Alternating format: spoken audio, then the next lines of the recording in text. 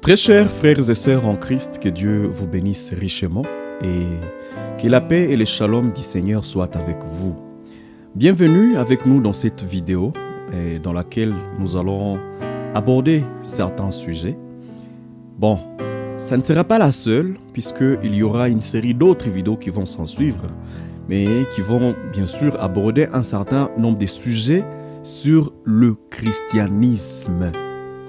Aujourd'hui, en discutant avec nos frères et des sœurs par-ci par-là, nous nous sommes rendus compte que le christianisme, vraiment, à l'image que le diable en donne aujourd'hui, est devenu un piège dans lequel le diable a capté beaucoup de gens. Beaucoup de gens qui se disent être chrétiens, mais par le feu simplement de vouloir fuir l'enfer, par peur du feu qu'on appelle le feu éternel, d'ailleurs qui n'existe pas, qui n'est pas même un feu éternel, les gens se précipitent vers l'église, se précipitent à vouloir faire partie d'une église et se dire chrétien et professer la foi, mais sans pour autant produire le fruit ou les œuvres de la foi. Pourtant, Paul a dit dans la Bible que la foi sans les œuvres est morte. Alors, dans cette série de vidéos, nous allons aborder des questions qui vont tourner autour du pourquoi il est si difficile pour les chrétiens de mener une vie chrétienne. Ça sera exactement ça, les sujets qu'on va aborder. Et aujourd'hui, dans cette première vidéo, je voudrais qu'on parle de quelque chose qui sera pour nous un soubassement ou une base, une fondation de tout ce qui va suivre. Et là, je voudrais, en parlant du christianisme, de revenir au début du christianisme, à l'origine du christianisme, à l'origine de cette religion des gens qui croient en Jésus-Christ. Et la première personne qui a cru en Jésus-Christ, c'est Abraham. Et je voudrais que lui qui était l'initiateur du christianisme, ou alors qui a introduit le christianisme, ou alors qui a été la première personne à croire en Jésus-Christ et qui a introduit la foi, qui est devenue notre père de la foi, que lui, en abordant, en apprenant ou en étudiant comment lui il a mené sa vie et son expérience avec Dieu, nous puissions comparer cela à comment nous vivons et nous menons notre expérience avec Dieu pour savoir si nous sommes vraiment dans ce qu'on pourrait appeler le christianisme. Ça veut dire être des gens qui croient en Christ, en Jésus-Christ, ou alors on est déjà devenu autre chose. Voilà pourquoi nous allons lire dans la Bible quelque chose pour soubassement de notre vidéo et de notre série et tout ce qu'on va dire, puisque la Bible est notre absolu, au moins les paroles de la Bible sont infaillibles et ne passent jamais. Nous allons lire dans Genèse chapitre 12, verset 1 jusqu'au verset 4. Ça dit ceci.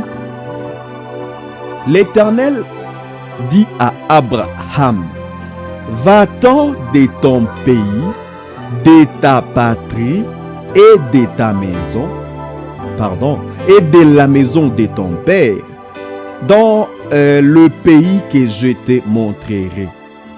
Je ferai de toi une grande nation, et je te bénirai.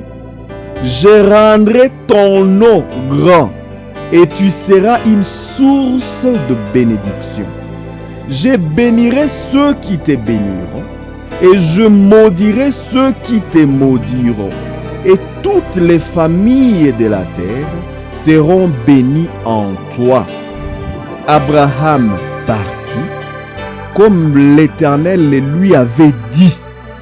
Abraham partit comme l'Éternel le lui avait dit, virgule, et Lot partit avec lui. Abraham était âgé de 75 ans lorsqu'il sortit de Charan. Et que Dieu bénisse la lecture de cette portion de la parole au nom de Jésus-Christ. Amen. Abraham, c'était la première personne que Dieu avait appelée. Ça veut dire, après le déluge, il y a eu toute une série d'événements. D'où la construction de la tour de Babel, où les hommes s'étaient dit, dans leur confusion, que s'ils pouvaient construire une tour qui sera grande et qui pourrait monter jusqu'au ciel, ces hommes deviendraient des dieux. Ces hommes voulaient comparer leur puissance et leur capacité à la capacité des dieux. Ils voulaient aller habiter là où Dieu habite. Parce que Dieu, dans tout l'Ancien Testament, je peux vous le dire, si vous ne le savez pas, il habitait au-dessus des hommes.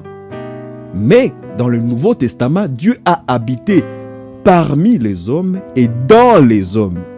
Mais dans l'Ancien Testament, Dieu habitait au-dessus des hommes et il agissait comme Père. Il agissait comme Jéhovah. Vous devez savoir que le Jéhovah de l'Ancien Testament, c'est tout simplement celui qui est devenu le Jésus-Christ dans le Nouveau. Puisque Jésus, quand il était sur la terre, et que les pharisiens, les sadducéens, tous les enfants d'Israël qui vivaient à son époque, voulait les contrecarrer et dire qu'il n'est pas de Dieu. Il voulait dire qu'il est Belzébul, qu'il est un prophète mensongeux, qu'il est du diable. Et que eux, ils sont des fils d'Abraham et ils marchent selon la loi de Moïse. Jésus leur avait dit, votre père Abraham a vu mon jour et il s'était réjoui. En vérité, c'était le même Dieu qui avait visité Abraham et qu'il avait appelé, qui était en Jésus et qui était en train d'agir. Et comment on le sait? Puisqu'il a manifesté exactement le même caractéristique. Ce n'est pas pour rien que Paul a pu dire dans l'épître aux Hébreux que Jésus-Christ, qui est Dieu, il est le même hier, aujourd'hui et éternellement. Alors si nous revenons à Abraham et à ce qui s'est passé à son époque, c'était que les gens ont construit la tour de Babel. En construisant la tour de Babel, ils voulaient se comparer à Dieu. Et Dieu, pour les montrer, même pas les prouver, mais les montrer tout simplement qu'ils étaient idiots et qu'ils étaient confus, il a produit de la confusion en eux. Et cette tour s'est effondrée et tout le monde est allé là où il est parti. Et ce qui s'est passé, c'est qu'Abraham, avec son père et tous ses frères et toute sa famille, sont tombés quelque part. Et ils étaient quelque part puisqu'ils vivaient à cette époque-là. Et de là, ils ont commencé à se construire une religion. Vous voyez? La vérité, c'est que l'homme au-dedans de lui, sans que personne ne lui dise quoi que ce soit, il y a une nature en lui qui lui fait voir qu'il y a quelqu'un ou quelque chose de supérieur à lui qu'il doit adorer. Et ces gens-là, ils ont agi selon la nature déchue d'Adam. Et ils se sont conduits vers l'adoration des idoles. Ils se sont conduits vers l'adoration des créatures au lieu d'adorer le Créateur. C'est l'homme avec sa nature qui était déjà parti loin de Dieu et était en train de manifester une nature contre Dieu. Une nature, ce que je pourrais appeler, permettez la tautologie, contre nature. Puisque normalement dans la nature de l'homme, Dieu a créé l'homme de telle façon que l'homme puisse revenir toujours à Dieu et qu'il puisse adorer Dieu, le véritable Dieu. Et ces hommes commençaient à adorer des idoles.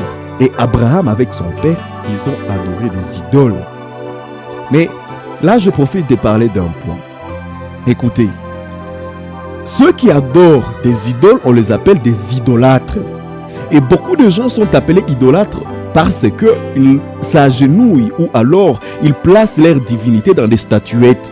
Mais je peux vous dire que les idolâtres sont plus nombreux aujourd'hui, à ces temps de la fin à laquelle nous vivons, plus qu'il n'en paraît. Puisque beaucoup de gens ont adoré des créatures. Tu adores ta femme, tu adores ton travail, tu adores tes enfants, tu adores ton entreprise, tu adores je ne sais pas quoi. Tant que ce que tu fais passer en premier et c'est à quoi tu donnes plus de valeur n'est pas Dieu, je peux te dire que tu es un idolâtre. Mais tu ne te trompes pas, puisque le diable est trompeur et il est en train de tromper beaucoup de gens aujourd'hui. Des gens qui, il est plongé totalement dans son travail, qu'il oublie qu'il a été créé par un Dieu et c'est Dieu qui prend soin de lui. Il ne part plus jamais à l'église. Il ne prie pas. Il dort, il se réveille, il marche sans prier. Comment crois-tu que tu vis? Mais ce n'est pas pour rien que Salomon, ou alors David dans le psaume a pu dire que c'est l'insensé qui dit au-dedans de lui qu'il n'y a point de Dieu. Il est idiot de dire qu'il n'y a point de Dieu. Dieu existe et c'est Dieu qui prend soin de nous. Et c'est Dieu qui prend soin de toi. Si tu as encore le souffle de vie en toi, sache bien que tu n'es pas meilleur ou mieux que ceux qui sont morts. Arrête d'adorer ton travail. Arrête de faire passer autre chose. Tes études ou tes diplômes, ça ne te servira à rien. Ou alors, ça ne pourra pas t'accorder la véritable satisfaction. Parce que la seule et la véritable satisfaction est chez Dieu. Et Dieu le véritable, le seul et l'unique qui est adorable, c'est le Seigneur Jésus-Christ. Amen, amen.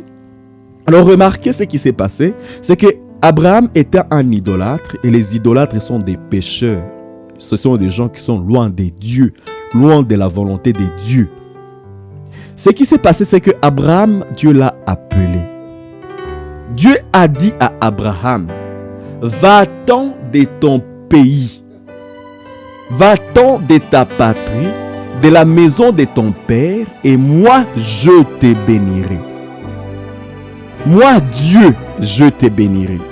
Je ferai de toi une grande nation. C'est le jeu majestueux de Dieu.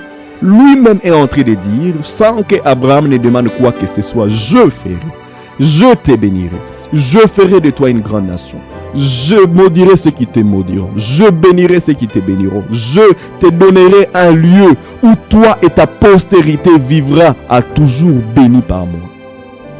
Je voudrais que vous puissiez remarquer quelque chose dans cet appel que Abraham avait reçu. C'était Dieu lui-même qui a fait un choix à Abraham seul.